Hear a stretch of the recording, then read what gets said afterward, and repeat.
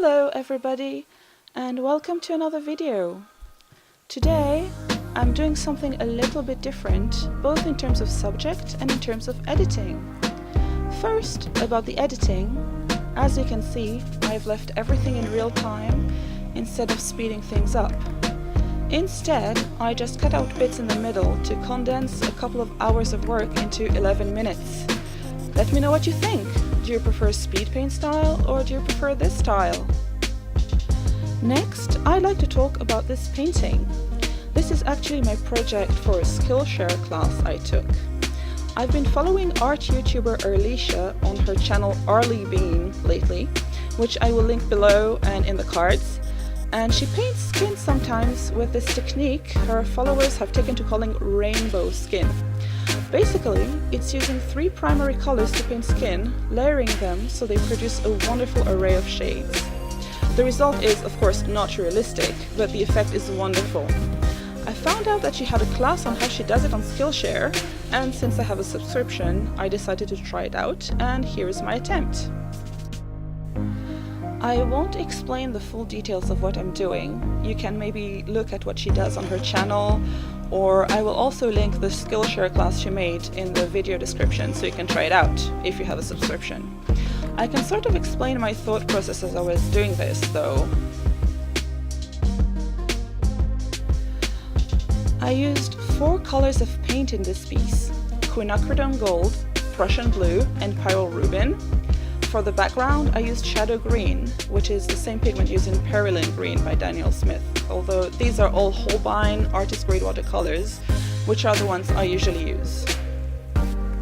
So first you can see that I started with the hair and shirt. This is something that Arleesha suggests herself in some of her videos, starting out with the darkest values so you don't have to go back and strengthen the values on the skin because you are too timid and painted them too light in the first place.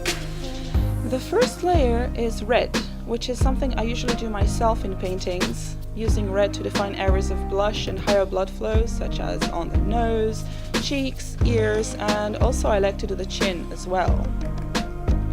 You can see I sort of went beyond the line on the left here, but that's okay. You can usually use some paper to absorb the extra paint, and the background color is going to be dark, so it'll cover this up. As for the subject of this painting, it's just an original character of mine whom I've had for ages, and I like to use as my default for experimenting with different styles and mediums and all that. One day I'll actually draw the comic I'm scripting about them, I hope.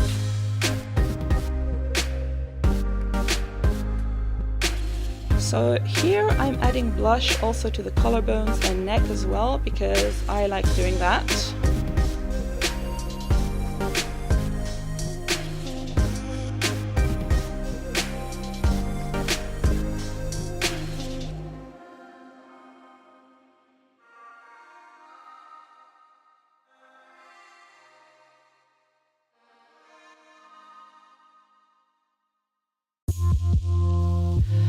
And of course, let's not forget the lips. They are usually redder than the surrounding areas on the face as well, so when I paint lips they usually end up getting several layers until I'm satisfied with the results.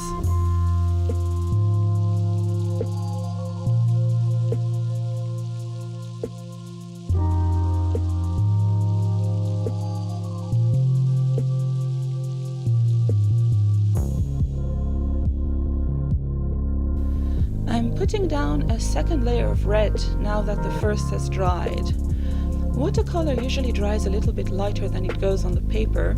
Depending on the paper and the paint, the color shift might be large or small.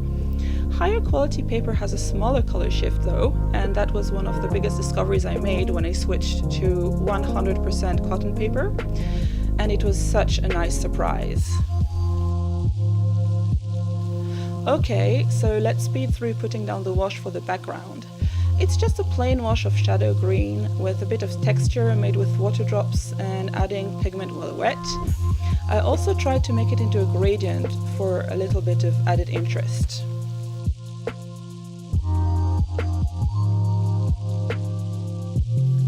The next color I put down is yellow. Now I usually go for a yellowish brown like yellow ochre, or more recently the more transparent raw sienna. This is rainbow skin though, so I'm going straight for quinacridone gold, which is my favorite yellow. It's a warm yellow that varies from almost ochre in mastone when it's very concentrated to bright shiny yellow when diluted.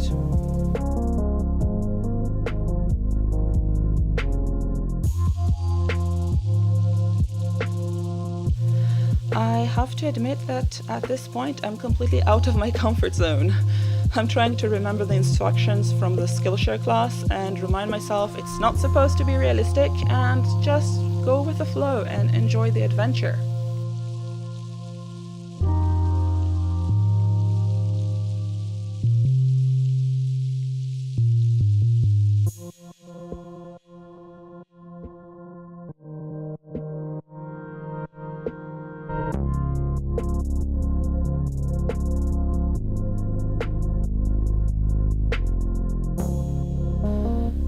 Blue is used for shadows, and so first I just put down some pure Prussian blue.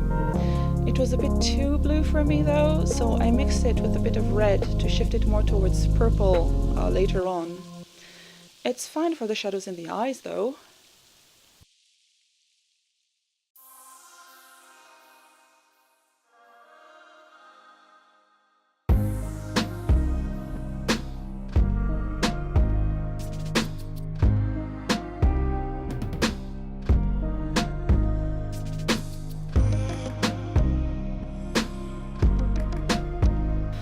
You can see me soften harsh edges and blend washes out into the paper using a damp, not wet, brush to absorb extra paint. It's actually supposed to be almost dry.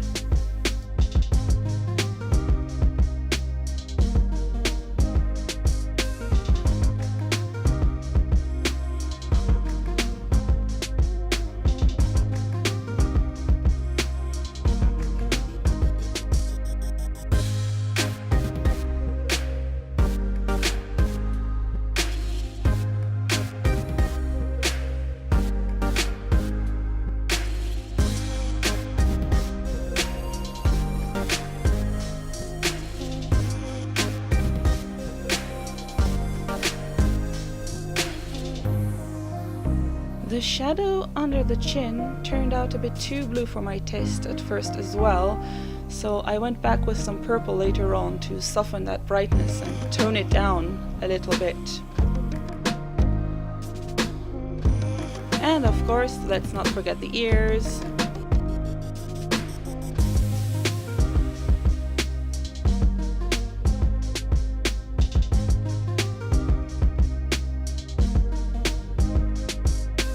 The earrings get a bit of shadow definition as well.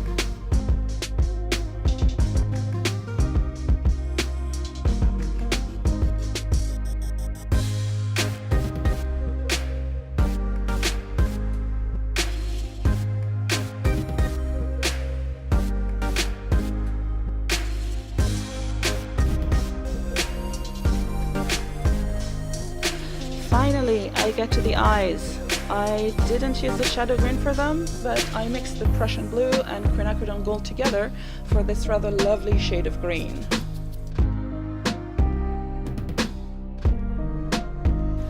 And of course, eyes are not just one flat color, they have some depth to them, so I added shadows in them as well.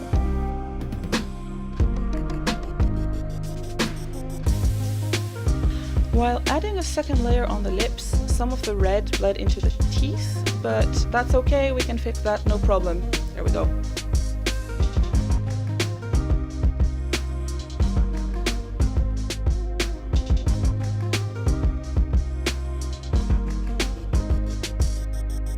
So I'm using no black at all for this piece, so to make the darkest color, I just mixed all three primary colors together for a purplish brownish dark that I used for some deeper shadows. Then the accessories, the earrings, they also need to be painted.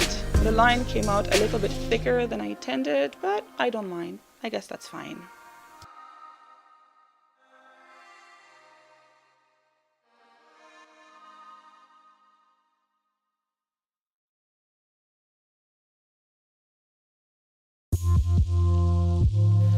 Going in with the shiny paint.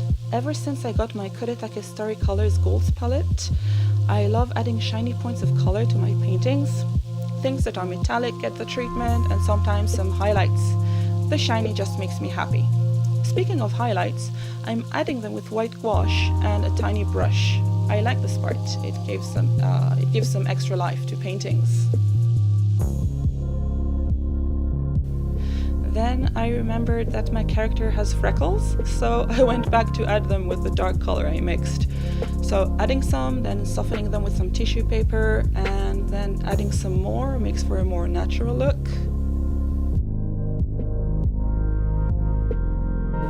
And that's it. The painting is finished. We now get to remove the tape. That part is so satisfying. I hope that you enjoyed this video. Please make sure to check out Arleesha's channel for the original rainbow skin goodness.